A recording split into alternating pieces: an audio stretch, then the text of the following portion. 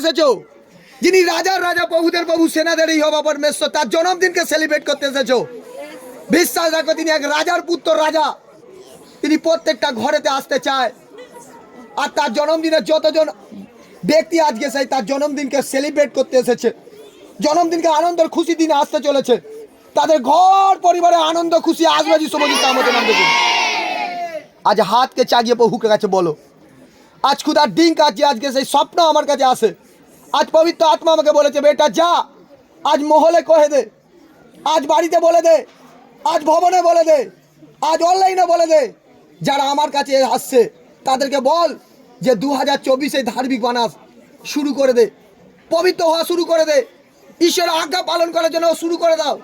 আর যদি তোমরা তার ধার্মিক বানার জন্য চলার জন্য মন তৈরি করো, পবিত্র হয়ে চলার জন্য মন তৈরি করো, আজ খুদা তোমাদেরকে ডিল করছে, আজ খুদা তোমাদেরকে প্রমিস করছে 2025 তোমাদের বাড়ি থেকে 1 টাকা হারাবে না, বরং লক্ষ লক্ষ আশীর্বাদ আসবে যিশু মসির নামে নাম দেখুন।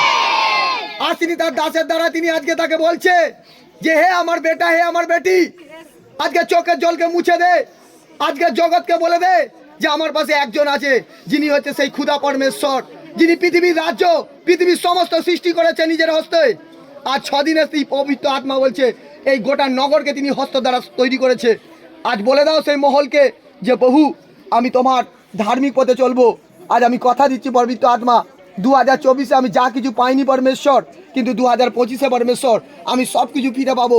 আমি তোমাকে ডিল করছি, প্রমিস করছি পবিত্র আত্মা, কেননা প্রভু তোমার হস্ততেই আশীর্বাদ আছে, তোমার হস্ততেই ব্লেসিং আছে, তোমার হস্ততেই জীবন আছে পিতা। আর আমি সেই জীবনকে পেতে চাই প্রভু। আজ পবিত্র আত্মাকে বলো, আজ বলতে শেখো পবিত্র আত্মাকে।